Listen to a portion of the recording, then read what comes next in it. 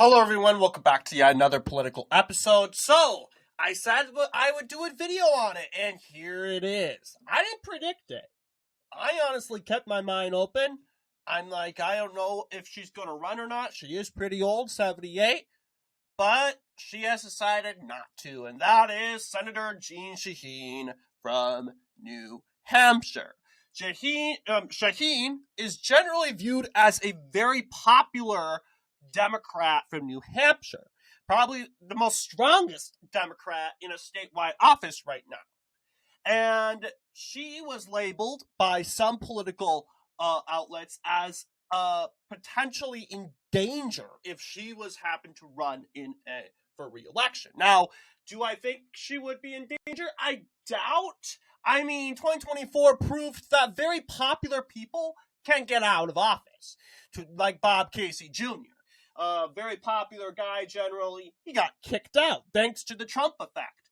Ideally, the cocktail effect that President Trump gave to a very mediocre candidate like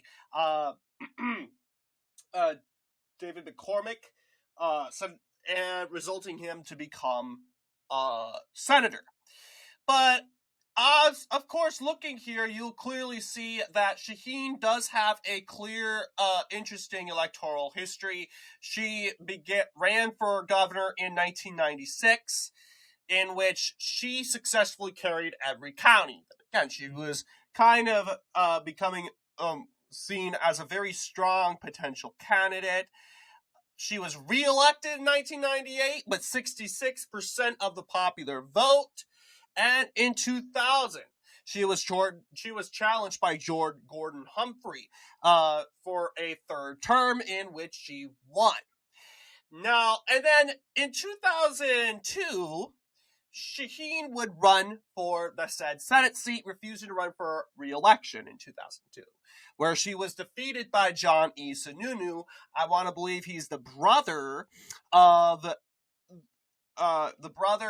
Chris Sununu, or the cousin or uncle or something like that. I doubt he's the father, but she is defeated by John E. Sununu, which, of course, pretty big margin if you actually think about it. Sununu, of course, very big name in New Hampshire. The Sununu family, of course, he's the brother of the governor, Chris Sununu. He is, of course, John H. Sununu, who is the 75th governor of New Hampshire. He is the son of John H. Sununu. So John Sununu Jr., and of course, looking here, he is a very popular, 66%. So they voted for John Sununu out of namesake, but John Sununu really wasn't what people thought he was, and look at here, same numbers. Jeanne Shaheen managed to redeem herself, defeating her opponent that defeated her 6 years ago in 2008. Part of that is the cocktail effect that Barack Obama delivered for her. 2014, she is reelected. Much tighter margin this time. By 2020, she landslided it. This is the very first landslide she won in her Senate career.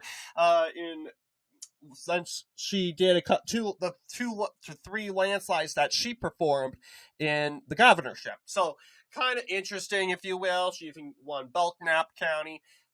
But now she has decided not to run. She has had a big, long electoral history, and now the seat is up in the air. And it couldn't be a better time than now to have New Hampshire to have a compatible seat in New Hampshire. Why do I think this is going to be compatible? Why do I think this is going to be battleground? You already see that the Cook Political Report and Sabutu's Crystal Ball has already labeled this a leaning Democrat. And I find that laughable. Here's the difference between 2022 and 2026. 2022, we had the Democrats had the incumbent advantage. Senator Hassan was running for re-election. This channel was not around during that time. Ideally, 2022 was pretty compatible, but Hassan had a big edge and she had a lead. Looking here, Maggie Hassan against Don Bolduc. Bolduc ran as the sergeant sort of guy, the brigadier general, who served in multiple war in Afghanistan, mainly in Operation Medusa. But yeah, that's really his profile, his experience. Ideally, Hassan ran as the incumbent, and ideally, she was gaining mainly in the polls because of that. All the way up and through, she leaded, and it started to get pretty tight. I remember I was paying attention despite this channel not being around. I remember everyone was saying, hey, look, Don Bullock, he's making a comeback. A lot of people didn't think he was going to win, though, and ultimately he did it. Ideally, a lot of people were expecting a closer race because, just take a look at Maggie Hassan. Tight race between Kelly Ayotte and Maggie Hassan, but Hassan pulled through. But if you actually pay attention to the results and go back to put more context into it, Kelly Ayotte, as we remember, is a very strong candidate. Now the governor of New Hampshire. She's beloved by many. And reasons why she lost in this potential upset, I would call, because ideally I would never had expected Ayotte to, look at the county shift by town. This is crazy. Trend by county, no, this isn't county, this is community. But it's saying lean Democrat flip, hypothetical polling. But ideally, Maggie Hassan was a very popular governor also, just like Shaheen. So you have in New Hampshire these feminist woman governors running in these elections. You have, in 2012, Maggie Hassan did do a sweep of her own. She swept the state. So proof that she did make a sweep there. She also swept won re-election also. So ideally, in 2014, she was a popular governor, and she was governor in 2016. Running as the governor against the incumbent Kelly Ayotte proved to be in her advantage, and Trump wasn't really a coattail for Ayotte, really. But why is this time different compared to 2022? Well, this time, we, of course, don't have an incumbent. We're running basically fresh candidates. And Democrats don't really have fresh candidates. Sure, you got 2 Democrats right now in the House of Representatives. They are well known, and to a point, in certain degree, they are pretty popular. Looking here, you have Annie Custer. She didn't run for re-election in 2024, but possibly looking for a career somewhere else. This is probably if she's thinking about running, but she won't run if this guy, Chris Pappas, decides to run. Chris Pappas is from New Hampshire's 1st congressional district, which is more liberal, more conservative, compared to the 2nd district. Why? Well, Grafton County is the most liberal county in New Hampshire. It's the most bluest county. I would say to a certain degree it is making it pretty Democrat. There's also Manchester. I believe it's the most popular city in New Hampshire, but it is some moderate to some extent. I mean, it's a part of Hillsborough County. Hillsborough County is a county that Trump almost won, but he did win in 2016 by a close margin. Can Hillsborough County go red? Yeah, supposedly it can. This is the county map by 2020. Supposedly they should release a 2024 version. But this is a pretty decisive victory for Dems. But now try to reimagine this map in 2024, where Kamala Harris won the county by 3. So this is supposedly a 7-point win for Dems. And try to imagine a 3-point win. I would expect these towns to be more red, maybe a little lighter. A couple towns going for Trump, but you get what I'm saying. The 1st district is pretty compatible. I mean, Ayotte in 2016 even won the 1st district. I mean, yeah, 49-47. Kelly Ayotte. What about in 2022? Well, 2022 was also 2024, 2024 New Hampshire gubernatorial election. It was, a lot of people say, oh, Republicans will win that race everywhere. New Hampshire tends to elect Republican governors. True to a point. I mean, Joyce Craig was not a candidate that a lot of people knew on the top of their head. They're like, who's Joyce Craig? No one knew who she was, and then again, she didn't take off. You see by the polls, you'll see these are Republican primary polls. Excuse me. Yes, you got Joyce Craig winning. Oh yeah, this poll is ridiculous. 58 to 40%. And yeah, we just roll our eyes. Yeah, 1 point out of the margin of error. 4 points out. Yeah. I'm not so sure about the 4 points out of the margin of error. I'm not so sure about that, if you will. So, but yes, you see, mostly most of them were, of course, Ayotte wins. Of course, Ayotte used to be pretty big. I don't know if they counted the Dartmouth College poll, but I kind of knew it was over to begin with. Kelly Ayotte, she's a well-liked candidate. It was just, she could not take out Maggie Hassan because Maggie Hassan's another type of popular. So, yeah, I would definitely say, Ayotte, running a very popular candidate like Ayotte was a smart thing to do, and we can do it again by running Chris Sununu. I know a lot of people were saying that, we should run John Brown. Well, here's the problem with John Brown, though. John Brown, he's proved, not John Brown, Scott Brown, who has expressed interest publicly.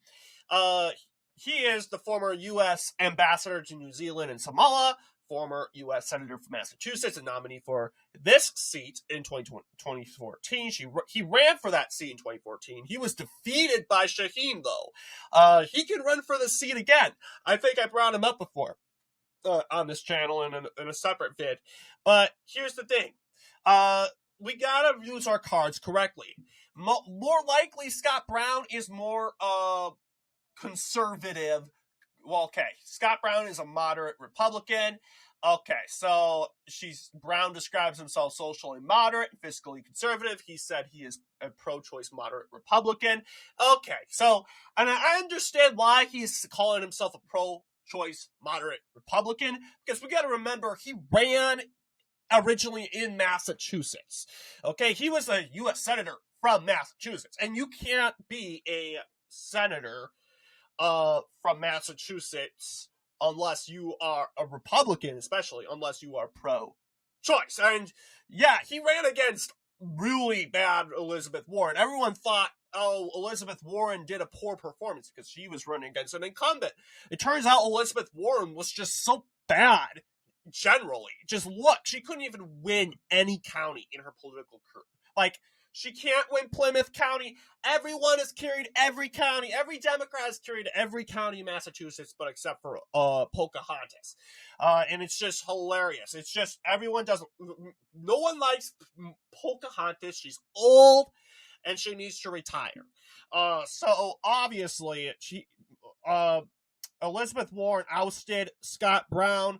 But, there's a reason why Scott Brown carried as much as the counties as he did, even though, ideally, I would think Elizabeth Warren, if challenging Brown, would be like carrying all but maybe Plymouth. Plymouth would probably be the only county that Brown would carry, but you get what I'm saying. But there's a reason why Brown was carrying a lot of counties. It's those liberal beliefs.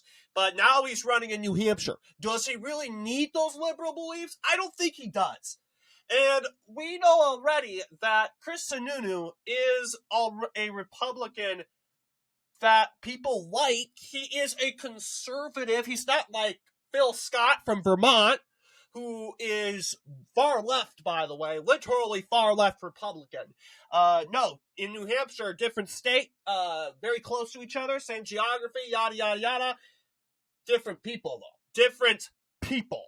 They're more relaxed. They're gun owning. They're pro-gun, and that's it. The problem will be for Brown. Brown will will have to have this awkward intake with guns, okay?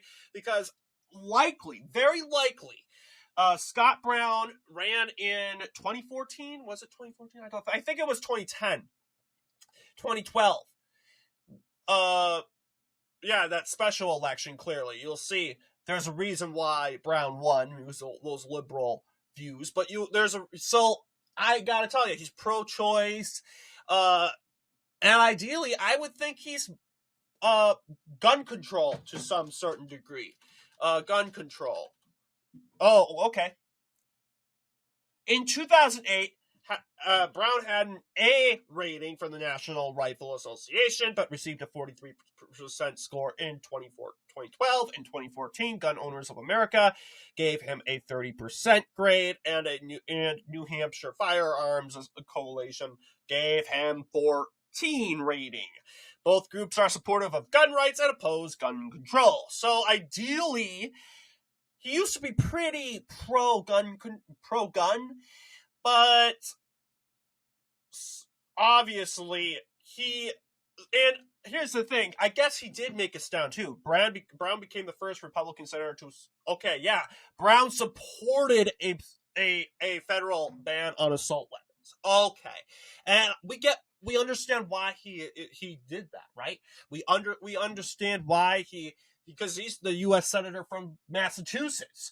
In order to keep his job, he needs to keep his pro-abortion views and his gun control views. Come out as this gay-loving, LGBT-accepting person, Republican, conservative, fiscal, like a Joe Scarborough or something like that. But here's the thing now. That wasn't enough. 2012, he was defeated. I mean, there's a reason why Brown also won, was because of the special election. No Democrats showed up, ideally.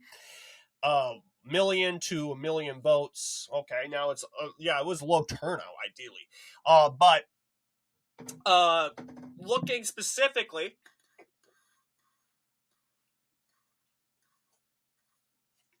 at 2026, and reasons why I said, hey, look, this is not going to work out. The reason why I'm saying, okay, if we nominate Scott Brown for the seat, guess what Scott Brown's going to do? There's a reason why Scott Brown lost New Hampshire in the first place. Because he's running as a gun control Republican in New Hampshire. Gun control Republicans in New Hampshire is very unpopular. When has there ever been a gun control Republican in New Hampshire? Never. New Hampshire was labeled the second most pro-gun state in the country. Despite voting Democrat, who knows why they would vote for a party that wants to take away your gun. New Hampshire is very, very pro-gun. That's the libertarian in them. And now you have Scott Brown, and that's the thing. New Hampshire already has a hard time voting Republican, and we gotta run a Republican that wants to take away your gun? That's not gonna suit well. Scott Brown needs to realize, hey, look, I'm not in Massachusetts anymore. I'm in a more moderate, conservative, libertarian state than Massachusetts. I need to run a better campaign. Sure, he ran a better, good campaign and got 48.21% of the popular vote. Yeah, sure. But this now, guns have become a huge issue. New Hampshire has become very increasingly worried that their guns will be taken away.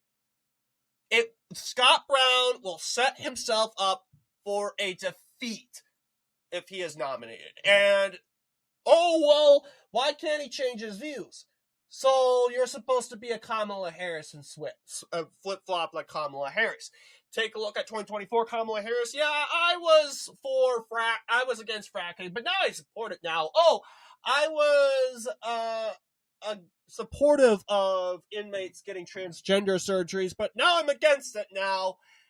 People know that you're doing it because you're running in a race with a lot of conservatives. This is the same deal here. People in New Hampshire are smart enough. Hey, look, Sure, we understand that Mr. Brown had to run as a liberal Republican in Massachusetts, but we don't trust you because you're just switching your views because you're running in a conservative state now.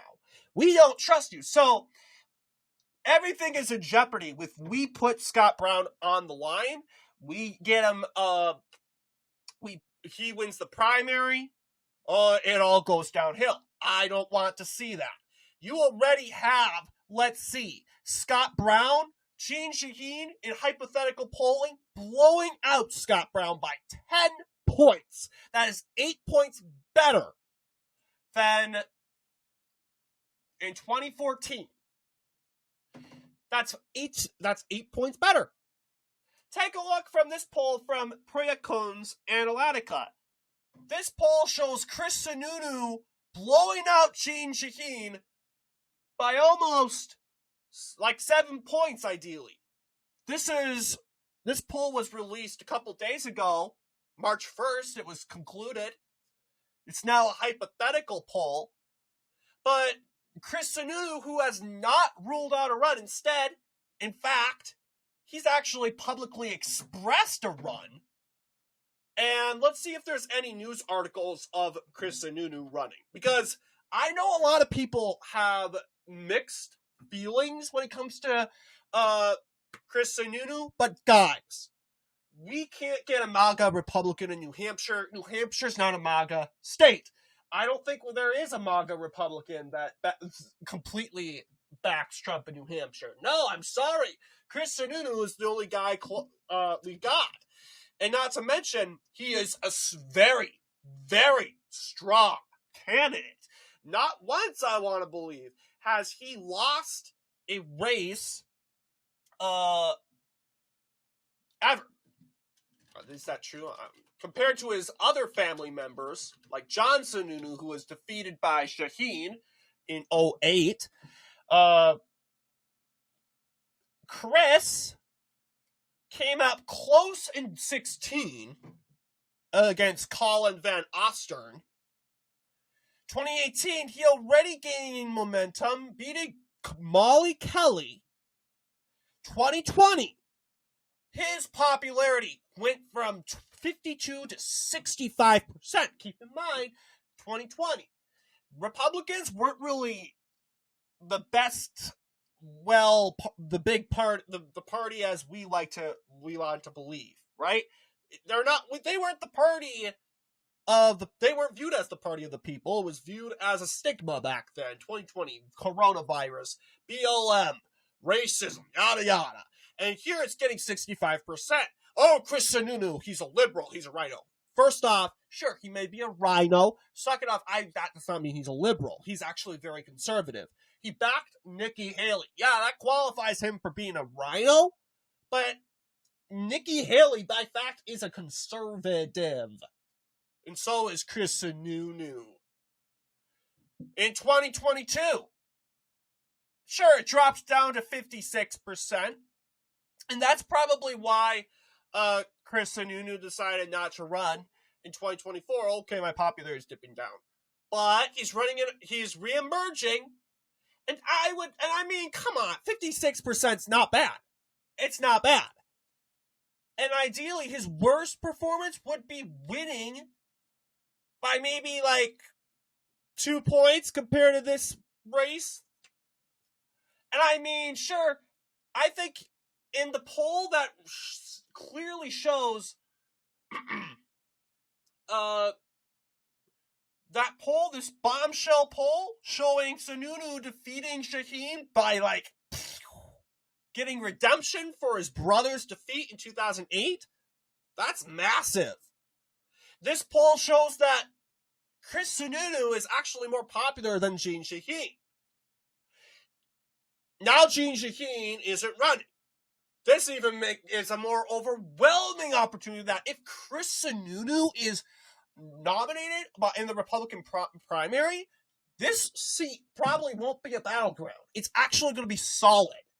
Like, sort of the status as it was in 2024 with the Ayotte and Craig race. But obviously, he has expressed a will to run the Hill, Sununu, on possible Senate bid. I have not ruled it out completely. Meaning, okay, he's most likely pretty decisive. Now, Chris Sununu's pretty young. I think it's too early to retire. And by the time you get old and you think, oh, I shouldn't have retired, you're too old. Duh. You're too old, and you probably can't run again if you wanted to. So I think, hey, look, Sununu, you need to take advantage of your age. You, unlike Shaheen, who is old, you're pretty young. You're pretty charismatic. People like you. Conservatives, Trump, Republicans in New Hampshire like you, despite them coming against you in 2024. They seem to forgive you. You are generally well liked. And guess what? I mean, Trump needs to reach out to different factions in the Republican Party. I'm sorry, but we got to reach out to different parts of our coalition, and we're together. We got to expand the Senate, and part of that is using your cards correctly. Do we have the cards, like Trump likes to say? We do have the cards.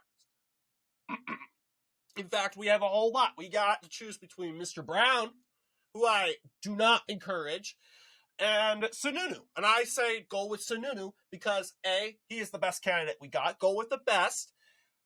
B, sure, you got a experienced senator. You have a senator, yeah, but now the senator is running in a very awkward place with an awkward situation. He lost. He lowered Shaheen's numbers, but what people do not realize is there's actually 12 years later, politics have changed so much. The gun issue has gotten out of control. Multiple shootings in the last 12 years. And a lot of Republicans probably won't show up to vote for Scott Brown, like a lot of New Jersey Republicans didn't show up to vote for Mr. Bashaw, Curtis Bashaw from New Jersey, because they viewed Curtis Bashaw, the Trump Republicans, didn't back him. He got moderate Republicans, or more former independents, I'm sure, independents, moderates, a couple libertarians, but the MAGA base did not follow him. And because the MAGA base didn't follow him, Curtis Bashaw lost the race by 10 points, compared to Trump doing 5 points better in a blue state, a liberal state, a Republican underperformed. And this is why you need the coalition to come together and work together. And I'm just telling you, hey, look, maybe it was because Curtis Bashaw openly said, hey, I'm gay. In his ads, he showed him kissing his husband. Okay, that obviously did not help him. I don't know what he was thinking. Not trying to be rude, but I guess he was trying to speak out to LGBT Republicans or LGBT people in general, or liberals in the New York Metro. But the liberals in the New York Metro are bought and sold by Democrats. You can't win them over. And not only that, but all that did was just prove that Curtis Bashaw is being gross, okay? Men kissing each other is generally viewed as a stigma. Very normal in LGBT society, but and liberal culture, by the way, also add liberal culture, but conservative, evangelical Christians, that's a taboo, okay? And here you have Curtis Bashaw running in an evangelical conservative party, kissing his that didn't suit well. And that, of course, resulted to Curtis Bashaw losing. Oh, we thought it would be close because I'm running as a liberal. Yeah, you ran two left, though. Two left. And it backfired. Scott Brown's not gay, And I care less if he was or not. But I'm telling you, it's not gay marriage that matters in this issue. It's actually guns. It's guns. And it's also abortion. I mean, sure, there's a lot of pro-abortion Republicans in New Hampshire. Generally, Republicans there seem to be more pro-choice. It's a libertarian state after all. But guns is a very big issue in New Hampshire. Not only that, but taxes. It's big, small government. And a couple years ago, we were looking at a U.S. senator from Massachusetts calling for an assault weapons ban on the Senate floor, and now he wants to run in New Hampshire as a Republican. We are already dealing with a liberal that wants to ban guns. I'm not even sure if the liberals in New Hampshire wants to ban guns. The two Democrats, I would imagine Maggie Hassan is gun control. The two Democrats in New Hampshire, I would view them as generally gun control, hypothetically. But you get what I'm saying. So, ironically, it's a weird place and a weird spot. So, yeah, I'm on the gubernatorial page.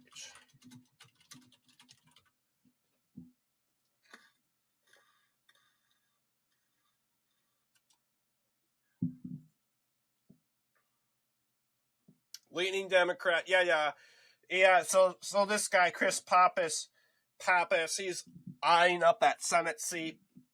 You got Democrats like Maggie Goldlander, you got Chris Pappas, you got Annie Custer, you got these Democrats from U.S. House of Representatives, generally pro-gun control. So, in the second biggest gun state in the country, you're going to have two anti-gun candidates running for this seat. That doesn't suit well at all. So, no, guys, I don't side with Scott Brown. I will vocally go after him, and hopefully he won't run. Because, boy, you may think, oh, look at how much the polls skewed. The polls out of the margin of error. I take the polls serious. 10 points. Jeanne Shaheen, generally a strong candidate. Sure, Frank Eagleblood. I mean, I don't know who that guy is, but he got blown out like 60% by Shaheen. She's not running, thankfully. But I'm saying take advantage of Chris Sununu. He probably would win this thing like 56% according to the poll we've taken. Not we, but the poll taken in February. 4 points out of the margin error. I get it. I understand. But still, pretty good opportunity. So I have the map here. What's the Senate race looking like right now? So this is generally Democratic and Republican. So we don't have a nominee. So it obviously really does depend on who we are running. If it was Sununu, I would say it would look something sort of like this. I would even say that Merrimack County, which voted for Kamala Harris, never voted for Trump, would go to Sununu. I'm that serious. I think Sununu would win. But if it isn't Sununu, and if it's just some sort of mediocre general Republican and some Democrat, likely it's going to be a Democrat from United States House of Representatives, it would look something sort of like this. Same map from 2022, 2020. We remember this map, old classic map. Two most Republican counties, Belknap and Coos counties. We know those counties. But then again, they're not. This is sort of what it's going to look like. But anyway, I think I covered enough. But what do you guys think in regards to this video? Are you on the same page as me? Pushing Sununu to run. I think we need to let the grudge go with Chris Sununu. And I think we need the MAGA base. Trump needs to come out and say, you need to run, buddy. Because, I mean, hey, part of the golden age that Trump wants to bring is expanding the Republican Party, expanding the Republican Senate. This midterms is basically a way to say, hey, look, it's basically a thumbs up if Trump's doing good, and a thumbs down if Trump's not doing good. And we want thumbs up. So Trump needs to do whatever he can to get his allies, and Sununu not really an ally of Trump. Trump's gone after him. But just like Kemp, I think Trump needs Sununu. Because guess what? The Republican Party is in Trump's hands right now. It's in Trump's custody. It's under his liability. The future of the Republican Party is in his hands, and he's responsible of the Republican Party tomorrow. He can make the Republican Party the party of Trump. It is the party of Trump already, but make it a superpower as it is. And part of doing so is nominating and helping people you don't like generally. And that's the way how it goes.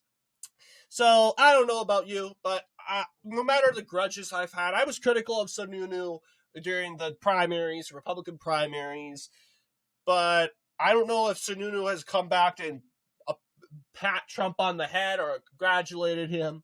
But regardless of that, guys, this is the best we got. It's either that or go with some mediocre Republican. And for sure we'll lose. We need to expand our Senate, and by doing so, we expand it by getting Sununu in there, because I know a lot of Republicans generally like him. So what do you guys think in regards to this video? Let me know down below, and as always, I'll see you all in the next political episode.